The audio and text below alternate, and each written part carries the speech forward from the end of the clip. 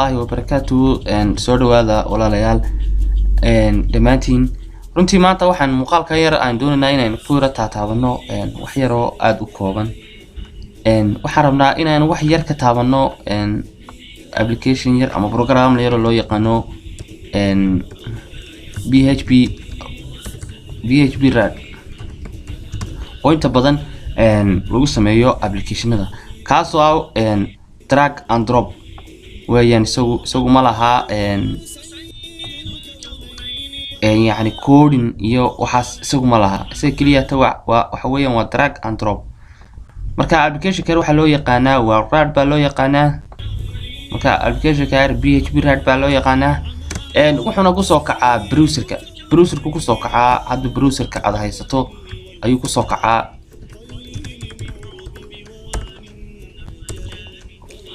marka waxa sameynaysa marka browser ku soo kaca waa sida PHP go kale oo dad haysto Google kii hadaad haysto Firefox kii hadaad haysto Opera hadaad haysto ganacsa Kigo export kii loo yaqaan anything ka haysto browser kasta uu soo kacaya marka bal hadaba waxaan rabnaa inaan ku shubno bal application ka si loogu shubo application ka ku shubnaa markaas magaciisana waxa la PHP hadaa doon sameeyad kala soo degto waxaad kala soo degi kartaa getintobusy.com goobtaas aad kala soo degaysaa waa free marka halkaas aad kala soo degi kartaa ku soo dhawaada anigu la soo degay halkan uu yaala oranu haystay waa kan PHP Rad version kiisuna waa 2.6.4 marka waa kaas marka right click baan siinayna dabeetana waxaanu ku dhufanayna run ama double click baan siinaysa labada waa isku mid hadba ka jeceshay baan sameynaysa anu run baan jecelahay adu ka jeceshay baan ku dhufanaysa hadda waxay noo soo bilaabay inuu weydiiyo meed ku shubaysa computerkaaga setupkii meed soo kicin haaba leedahay yes marka tiraahdo yar baa iska suuynaa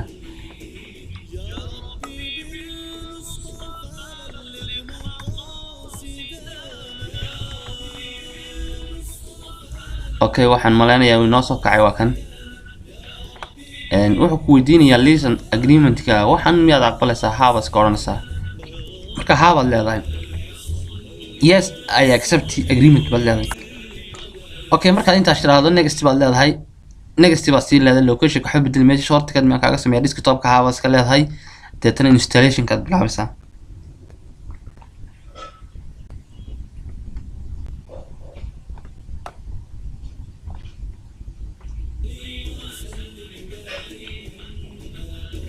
winoo socda marka sida arkaysan baa winoo dhamaaday next ma iska leenahay deetana finish baa ku xigtay finish baa leedahay already saas uu kugu jira computerkaaga application kaas automatic isaga buu soo kacaya hadaan uu soo kacayna inaga soo kacinayna marka halka start hadeen tagno imika inaan ka aragnaa oo ka ugu sareeyaba dadana ran baan leenahay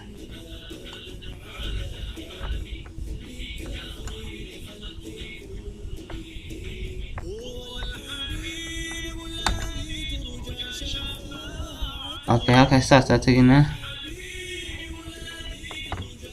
double click basinaysa oo soo baxaya wakaasas uu soo kacaya marka sida yahay wax project kuma abuurna macnaheedu weeyaan hadaad project ku sameysnaa soo kicinayso waa open baad leedahay hadaad mid cusub doonaysana waa new baad leedahay marka inaga hore wax program hore ama project inoo sameysna saadiradeed wayna new nidhaahna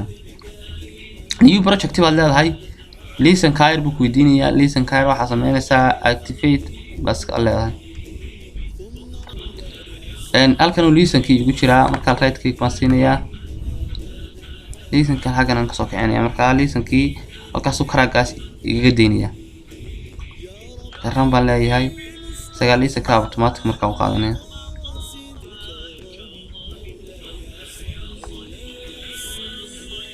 okay saddex jeer baan soo furay mid baan iska xirinaa وكا activating key ويديني مركا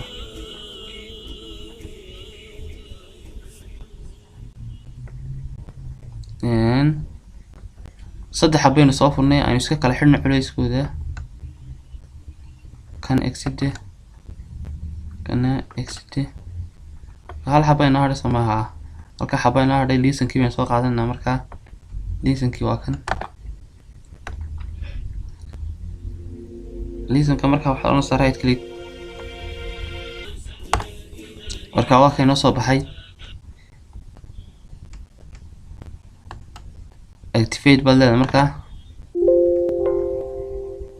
ba okay kule php activated can activate deetana iska soo xidh okay kana iska soo xidh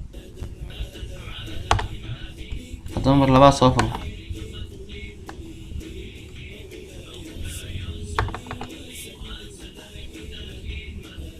mar labaad soo kici inoo soo kacay okay way noo soo kacay level click baan markaas siinayaa saas daraadeed balaaman uu soo kacaya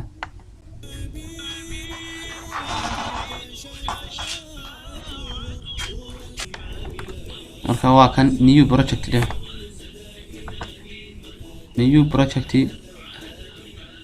marka karaagina muu weydiinin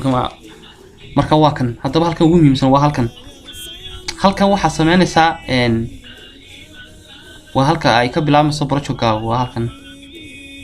waxaa sameynaysaa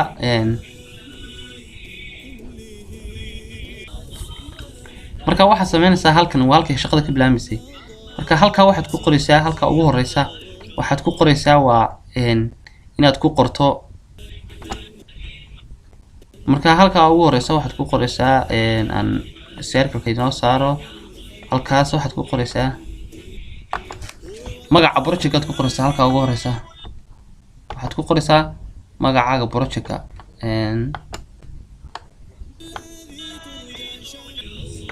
halka ay ku qoran tahay new project-kaaga magaciisa ku qoraysaa marka project-kaaga marka magaciisa wuxuu doonaa ha noqdo ama school ha noqdo ama wax allaali wuxuu doono ha noqdo ama hotel ha noqdo ayaad ku qoraysaa deetana imika tusaale ahaan waxaas leenahay practical ama school bas kala school management system bas kala tusaale ahaan sama ugu qortay halkaas location ku inoo dhigay inoo sheegay waxba bedelmaysid luqadda waxba bedelmaysid halkan aad imanaysaa haddaba haddii boortigaaga tusaale ahaan uu kugu jiro examkii oo kale boortiga waad bedelaysaa haddii aanu kugu jirin wax mushkilad ma sameynayo marka local hostigaaga ayuu kusoo kacayaa root-ka bas username markasta root buu noqonayaa halka database-ka nooca kugu xirmayo ma SQL buu kugu xirmayaa ma wax kugu xirmaya SQL-kii ma wax kugu xirmaya PostgreSQL-kii ma MySQL-kii kugu xirmaya يعني انت هسه database kugu xirnayo awood ku siin inaad ku xidho waa inta database ay ugu badan ee garanaysa la isticmaalo waqti xaadirkan marka sidii ku naqaano PHP-ga iyo waxaan ku xidhanaa MySQL baan ku xidhanaa kadib MySQL baan ka dooranaa hadii meel kale ku taagan tahay kala kaasoo noqonaya mid kasta wuxuu leeyahay function gaar ah halkan waxaad ka soo dooranaysaa aad tagto MySQL-ka kan hadda tagto oo kaas kan hadda si tagto halkan mid kasta wuxuu leeyahay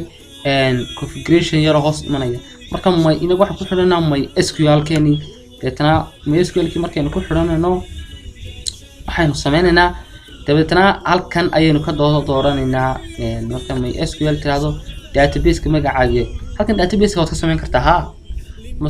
waad ka sameyn kartaa laakiin waxa kaaga muhiimsan adoo ka soo sameyn MySQL-ka database-kaaga marka halkaas ka soo dooranaysaa database-kaaga aniga hadeer iguma jiro wax MySQL database sababtoo ah computer-ka maandhood format grade kadib sida daraadeed wax alla wax ii soo qabsanaya ma jirto laakiin marka aad create database maxaa sameynaysaa create deetana waxaad ka oran kartaaba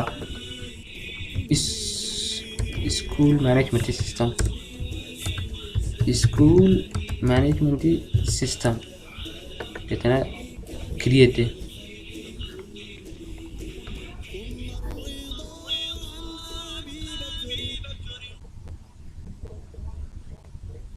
halkaas inoo soo baxay halkan inuu ka create gareynay ciladaas inagu soo celinaya ciladaasna sababtu waxa ay tahay MySQL kii baba isiraanay Zam ma basiraana yumina jiro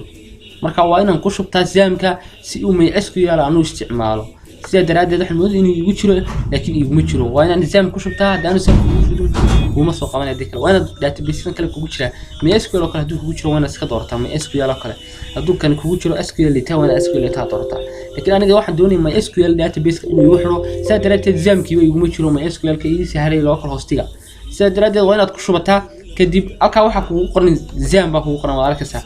Zam HTTP school management system يعني إنه كل قينه سام local hostiga ayaad ka garanaysaa marka saas sameynaysaa insha Allah projectgaaga oo sii wadanaysaa wixii dambe insha Allah si barbar aad garan weydaan insha Allah iga soo weydii commentiga aad iyo aad baad mahadsantiin